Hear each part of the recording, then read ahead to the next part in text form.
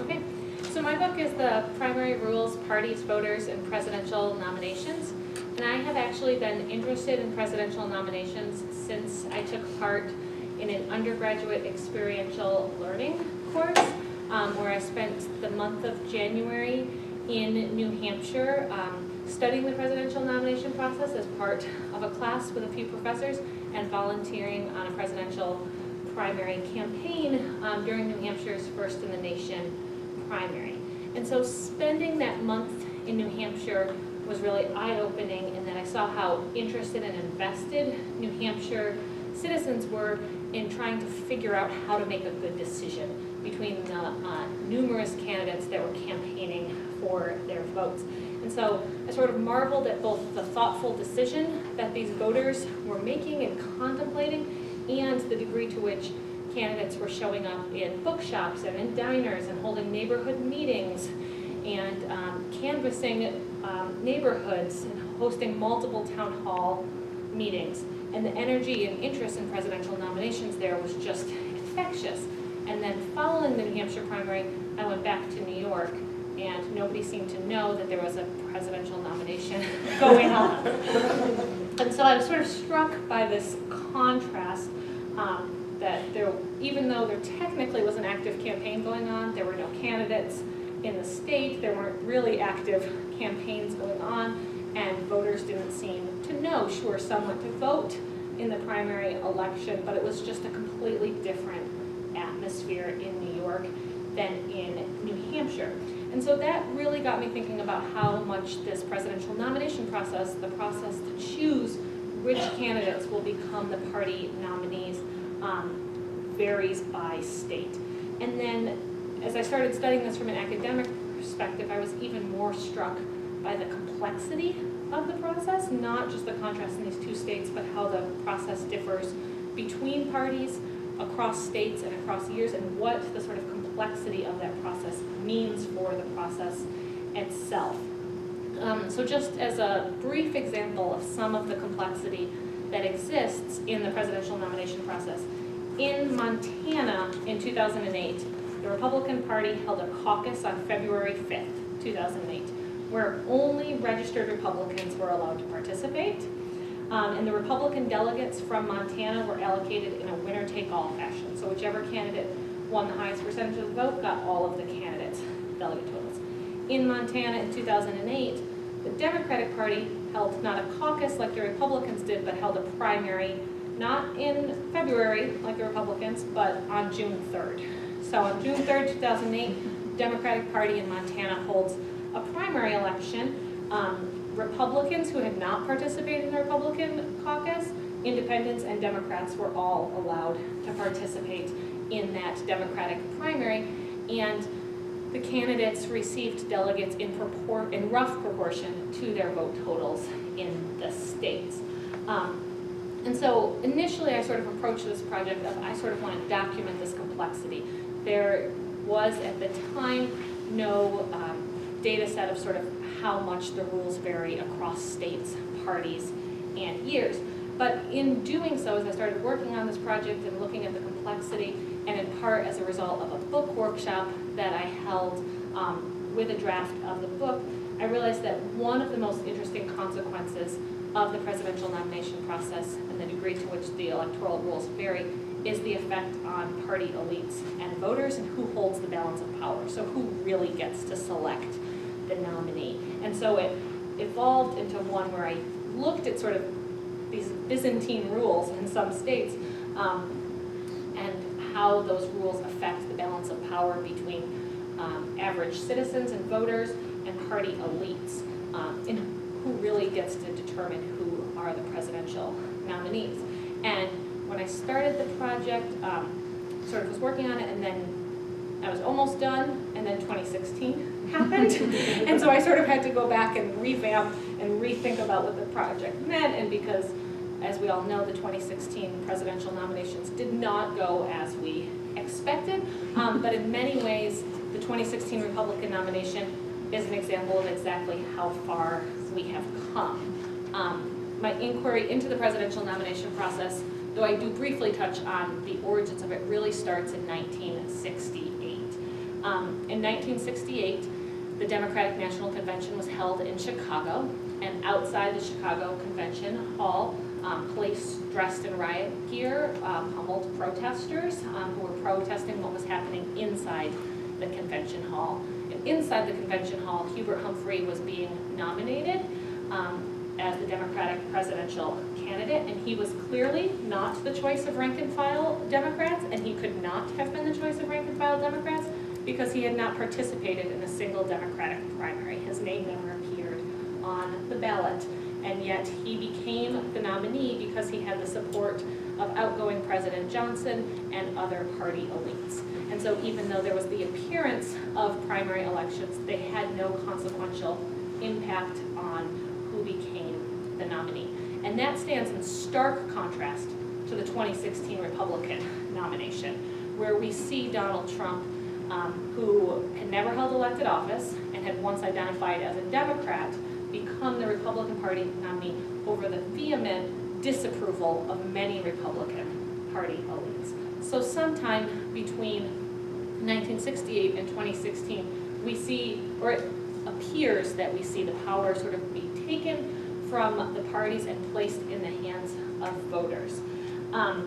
But what I sort of argue in the book is that it may look like the power has been taken from the parties, but really it is just applied in different ways. And it is through these electoral rules that the parties can really determine who becomes the nominee and essentially have their thumb on the scale in ways that we have not recognized or realized.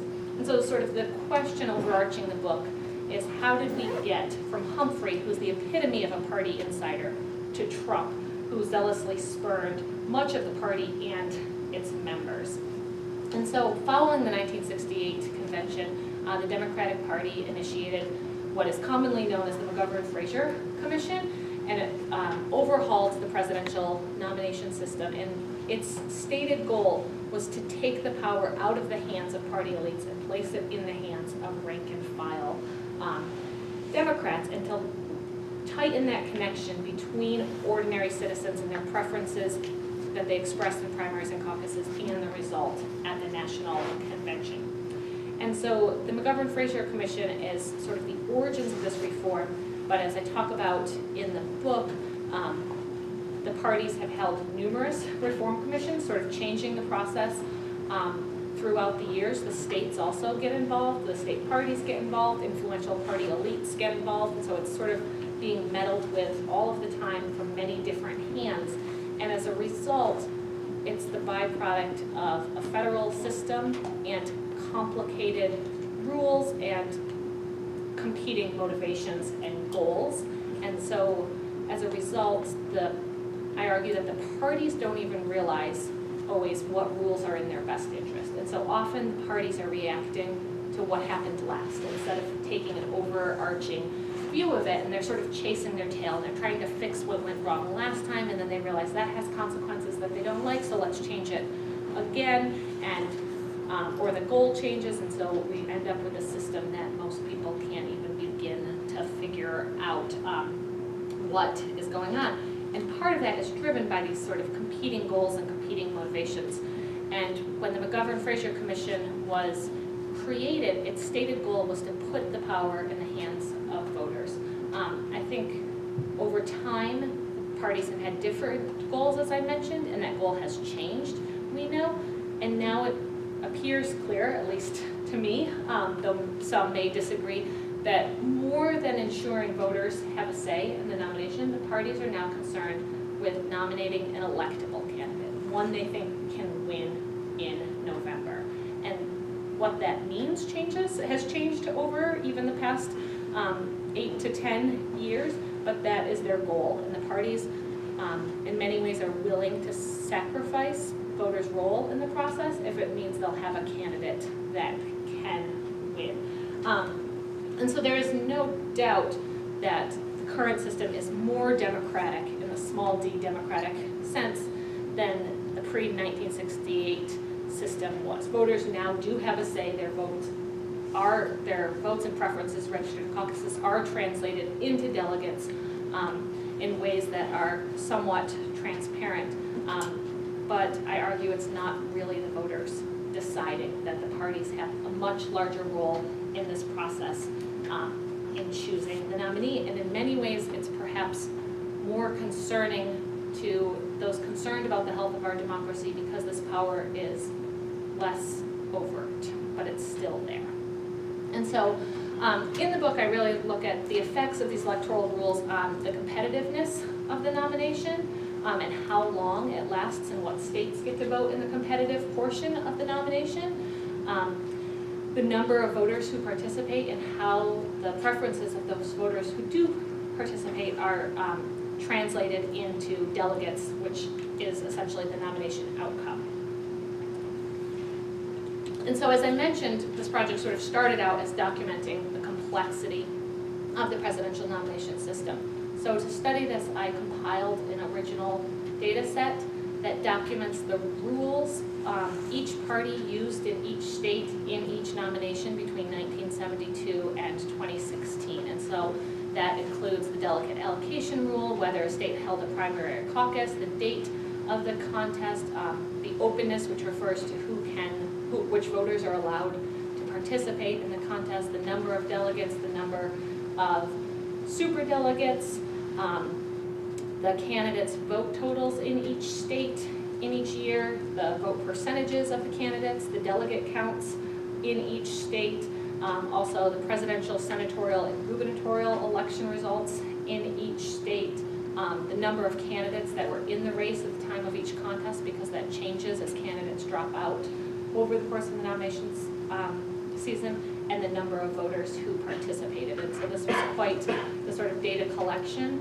task, but this data allowed me to sort of assess the effects of the rules. And in one, or in a couple chapters in the book, I look at the effect of front-loading. And so front-loading is the phenomenon or trend of states rushing to the beginning of the nomination season. So many of you probably can think about Super Tuesday, that now we have a day, often in early March, but not always, when many states vote. And states rush to the front the nomination system or nomination season in part because they want to have influence, that they don't want their state voting after a nominee has already been decided.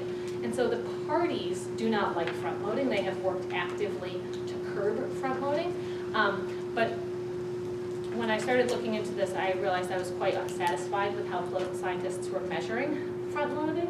And so I spent a significant portion of time coming up with a measure that lets us measure front-loading and compare it across nomination years and across the parties in a single sort of statistic so that it's easily comparable as opposed to sort of just looking at the calendar and talking about whether or not something is front-loaded. And this allowed me to determine that front-loading does not necessarily lead to a quick outcome. And so the parties often say, we don't want a front-loaded system because that means we'll have a nominee too early on. And I show that that's simply not the case. It may be the case, but it's not just about the front-loading of the calendar. It's also about the strength of the candidates and their decisions on whether or not to withdraw. And that is something that the parties can certainly influence when candidates withdraw, but they don't have control over. And so if you remember the 2008 Democratic nomination, was the most front-loaded nomination that we have ever seen. And in fact, Hillary Clinton went on record before the 2008 nomination began and said something to the effect of, it's going to be a short race, it'll be over by March, right? And it was not over by March. It stretched on until June between Hillary Clinton and Barack Obama. And everyone seemed surprised at this, but my research shows we shouldn't have been surprised at this because we had two strong candidates and a front-loaded nomination, and we should expect that in those circumstances, the nomination will remain competitive for the entire season, and we in fact see that is true over time. And then I also look at the number of states that hold their contest in the competitive window. So at some point in the nomination, often a candidate becomes the de facto nominee, and he has not been officially nominated at the convention, but either has enough delegates or all of his competitors have withdrawn. And so after that point, states still vote, but your vote doesn't really matter. And I actually find that conventional wisdom says front-loading means that fewer states will participate in that competitive portion. And I actually find that not to be true, that a front-loaded nomination, more states vote in the competitive portion of the nomination. And so the parties are bemoaning front-loading, often using the rationale of it's bad for voters, it's bad we don't get enough states to have a say, and that's just not true. I also look at how the electoral rules affect the number of citizens who participate. Turnout rates in presidential nomination contests range from less than 1% in some states to a little over 40% of the voting eligible population. And I look at whether the party's rules, how they affect that turnout rate, and this could give, if states cared, or the parties cared about maximizing voter turnout, this gives insight into the types of rules and combinations of rules that would increase voter participation. And then, even when citizen participation is encouraged and maximized, I argue that does not necessarily mean that voters' preferences will determine who becomes the nominee. And so I use social choice theory and look at the delegate allocation rules to sort of highlight the arbitrariness of vote counting procedures. Often people get very up in arms when the Electoral College gives a different result than the popular vote winner, and we know this has happened several times over U.S. history, but I actually show this happens quite frequently in presidential nominations, and yet most people are unaware of that. And so I find that in cases where there is no clear front runner, changing the delegate allocation rule would result in a different candidate leading the delegate count. So in 2008, the Democratic Party required that states use proportional representation with a 15% threshold to allocate delegates. Under this rule, Barack Obama captured the necessary majority of delegates and emerged as the Democratic nominee. If the Democratic Party had used winner-take-all, an also commonly used rule, in the 2008 nominations, and candidate and voter behavior had not changed, Hillary Clinton would have emerged victorious under that delegate allocation rule based on the same voter preferences. And so the delegate allocation rule put in place by the National Party in 2008 strongly contributed to which candidate emerged victorious. And in fact, I show that in instances where party elites and voters are least consolidated around a candidate, we don't sort of have a general sense of who the nominee should or will be. There's no front runner. The delegate allocation rules are the most consequential. So they matter the most when voter preferences and elite preferences are split. And so the primary objective of the original reforms was to provide this timely and meaningful participation for voters. And that is language from the McGovern Fraser Commission, full, timely, and meaningful participation. And in the book, I argue this has at least been partially fulfilled. Voters do now have more of a say than ever before, and I think the 2016 Republican nomination demonstrates that ordinary citizens can have a meaningful say in the nomination. But I think it's critical to recognize that the goals of the parties have changed over time, and nominating an electable candidate, a candidate that can win in November, appears to have supplanted the party's concern with the role of voters in that process. And it is through the implementation of the electoral rules, which often is done largely behind the scenes by the parties, that they can really put their thumb on the scale and influence which candidates become a nominee. And so I argue that party and party elites' control over the process is too often overlooked, and the voters' role in the process is too often overstated. Great. Thanks a lot. Thank you.